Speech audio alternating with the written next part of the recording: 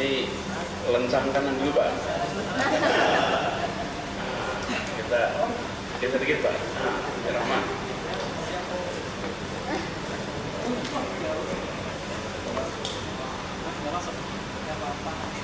Assalamualaikum warahmatullahi wabarakatuh.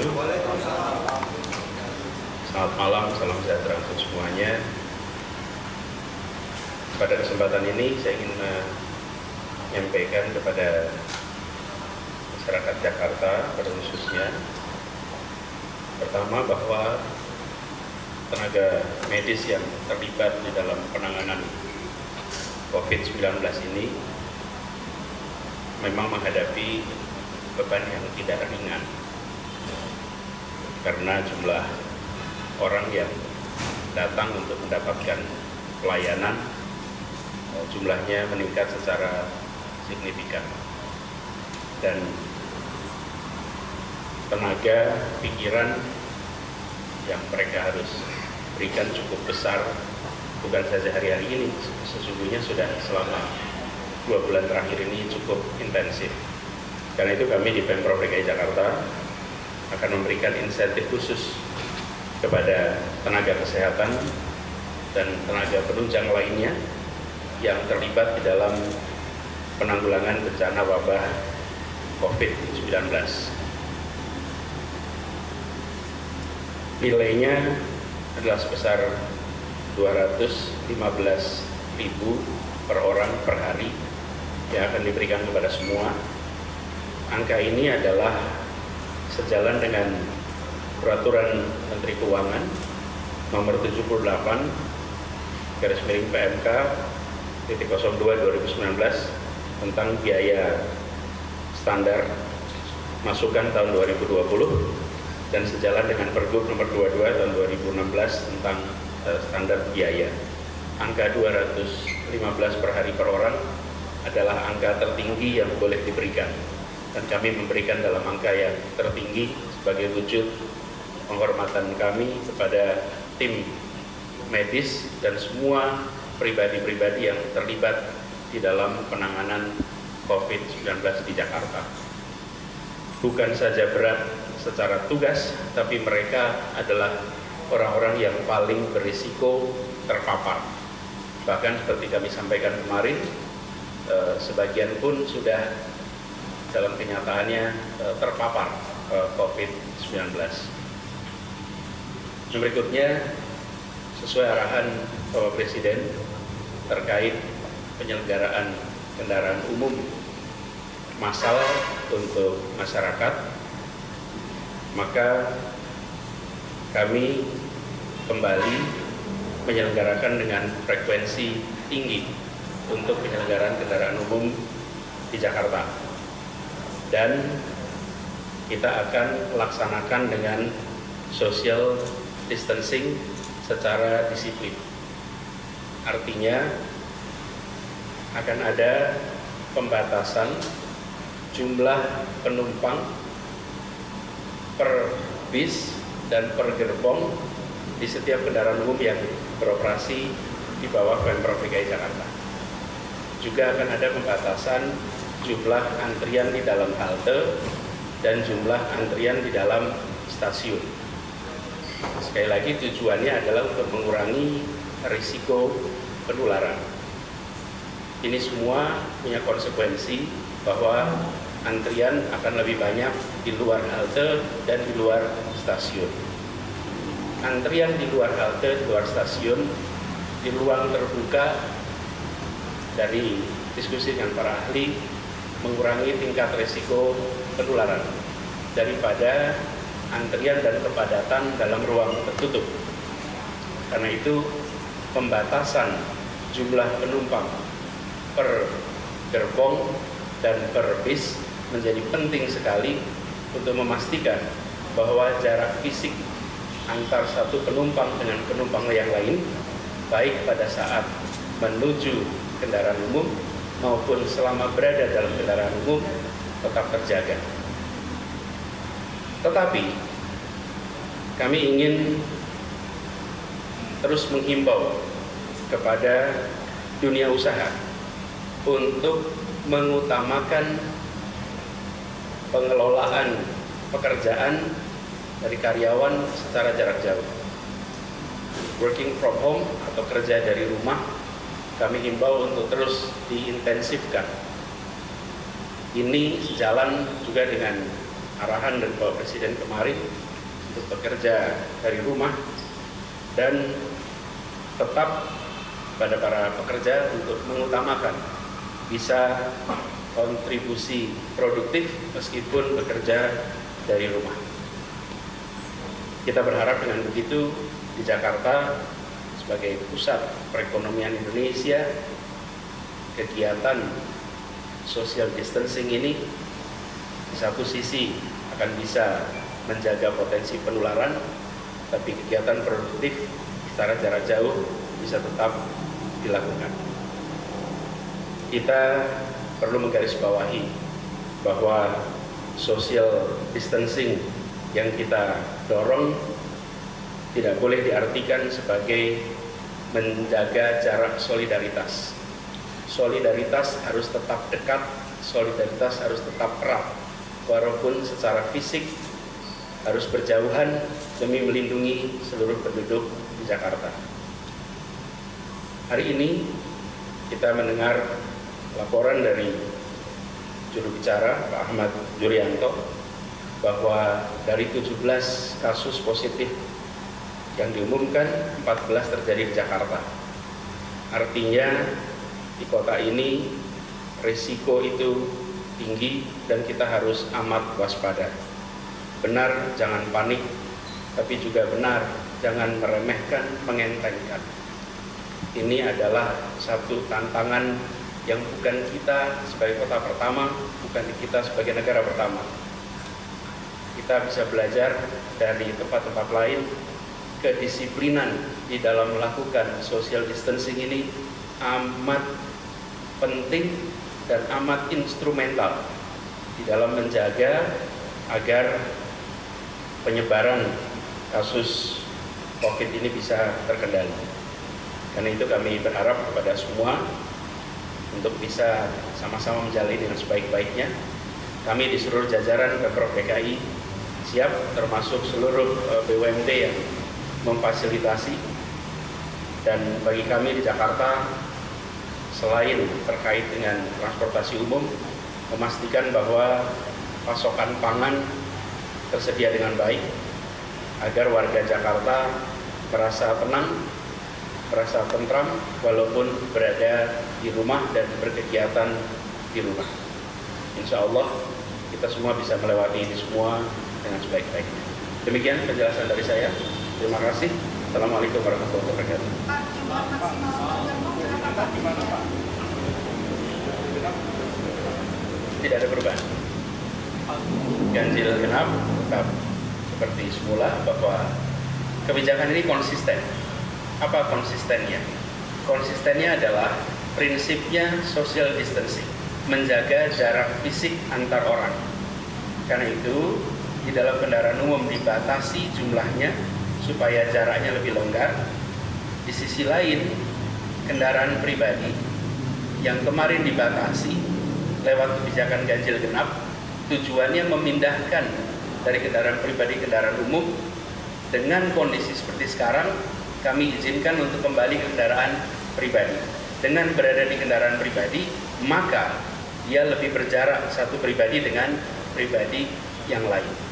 Jadi ini salah satu cara yang kita lakukan untuk bisa konsisten di dalam menyelenggarakan policy social distancing. Tentang imbauan dunia usaha bagi mereka yang penghasilannya pas-pasan, mereka yang harus keluar untuk mencukupi kebutuhan hidup mereka, apakah sudah direncanakan Pemprov memberikan subsidi kepada mereka yang penghasilannya? Jadi hari Sabtu, hari Minggu kemarin, Pemprov DKI Jakarta menyelenggarakan 2 pertemuan. Satu adalah pertemuan Forkompinda, di mana Pemprov DKI bersama dengan kepolisian, Kodam, Kejaksaan Tinggi, Pengadilan Tinggi, kemudian BIN daerah dan Jaknisun, kita semua membahas persoalan ini dan langkah-langkahnya. Lalu pertemuan kedua adalah dengan Apindo dan Kadin. diselenggarakan di Dinas Tenaga Kerja. Itu semua dibahas. Nah, besok insya Allah nanti akan ada penjelasan tersendiri soal itu karena akan difinalisasikan. Tapi intinya kita berharap pada fase ini adalah fase kita memprioritaskan keselamatan. Keselamatan nomor 1. Dan melindungi seluruh warga adalah prioritas kita yang paling utama. Pak. Ya. Mau tanya Pak. Saya Gansar dari Tempo Pak, mau tanya untuk mengembalikan jam operasional itu artinya baik MRT, LRT ataupun Transjakarta akan kembali beroperasional seperti sedia kala ya Pak ya, termasuk dengan headway-nya ya Pak ya, mulai besok. Nah itu bagaimana Pak memastikan kan jarak antar penumpang dalam gerbong ataupun dalam bis akan diatur ya Pak ya, sesuai dengan untuk mencegah penyebaran COVID tadi. Bagaimana Pak DKI memastikan bahwa itu tidak terjadi antrian panjang seperti tadi pagi Pak? Terima kasih. Ya, begini, ini membutuhkan kerja bersama. Menghindari penularan adalah tanggung jawab kita bersama. Bila kita membiarkan berdesak-desakan dalam bis, berdesak-desakan di halte, maka potensi penularan itu akan meningkat. Ketika kita melakukan pembatasan jarak, tentu akan punya konsekuensi lebih panjang antriannya dan lebih sedikit jumlah yang diangkut. Armadanya akan disesuaikan supaya headway-nya lebih kecil. Headway itu artinya jarak antar bis lebih rapat sehingga bisa lebih banyak bis yang mengangkut. Untuk MRT juga begitu. MRT juga sama, jaraknya di jam rush hour akan kembali seperti semula 5 menit sehingga penumpang bisa langsung naik setiap 5 menit. Tetapi antrian tentu akan lebih panjang. Ini membutuhkan pengertian dari kita semua. Karena tanpa kita secara sadar menjaga jarak satu sama lain, kita sudah saksikan di berbagai negara. Ketika tidak ada keseriusan, kedisiplinan dalam melakukan social distancing, potensi penularan itu sangat besar. Ini bukan soal menjalankan aturan, ini soal melindungi diri sendiri, melindungi orang lain, dan melindungi seluruh masyarakat.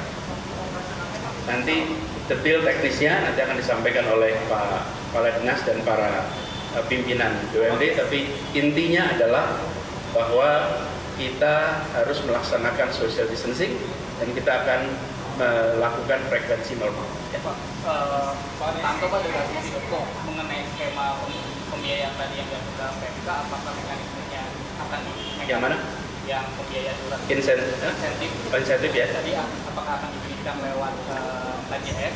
Terus yang kedua adalah jika memang kasusnya kemudian semakin besar, apakah pemerintah daerah DKI Jakarta akan melakukan jam malam sebagai begini, yang soal insentif ini diberikan kepada tenaga medis dan tenaga penunjang.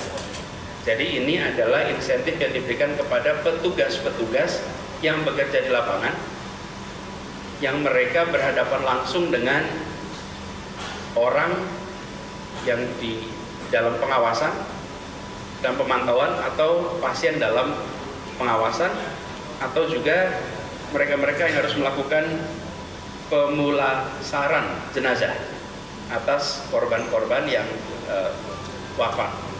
Jadi ini menyangkut semua pribadi yang terlibat, kita berikan insentif itu. Cukup teman-teman, terima kasih.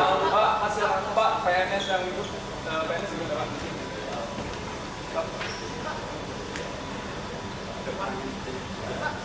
Ya, cukup, terima kasih. Pak PNS.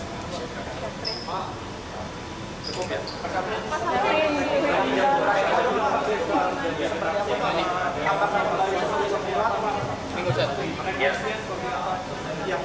Yang jam operasional baik Transjakarta, MRT ataupun LRT apakah akan kembali seperti semula gitu, misalkan start dari pukul 5 gitu, terakhir pukul 00 atau seperti apa Pak? Ya, operasionalnya seperti semula. Untuk MRT jam 5 sampai dengan jam 24.00. Kemudian yang saat ini beroperasi 4 rangkaian menjadi 16 rangkaian. Namun untuk kapasitasnya kita batasi. Biasanya satu rangkaian itu maksimum 1.200, sekarang maksimum 360 penumpang. Untuk LRT juga sama, akan beroperasi mulai jam 5 sampai dengan jam 23.00. Kemudian penumpangnya juga dibatasi. Biasanya saat ini adalah 270 penumpang per rangkaian. Mulai hari ini itu kita lakukan pembatasan per rangkaian menjadi 80 penumpang. Untuk Transjakarta juga sama operasionalnya, mulai jam 24 jam. Kemudian malam hari akan beroperasi Amari. Juga untuk pembatasan kapasitasnya sama, yaitu untuk articulated bus, bus gandeng semula kapasitasnya 150, maka pada saat ini ke depan hanya akan menampung 60 penumpang. Sementara untuk bis single bus ini hanya menampung 30 penumpang dari yang biasanya 80 penumpang.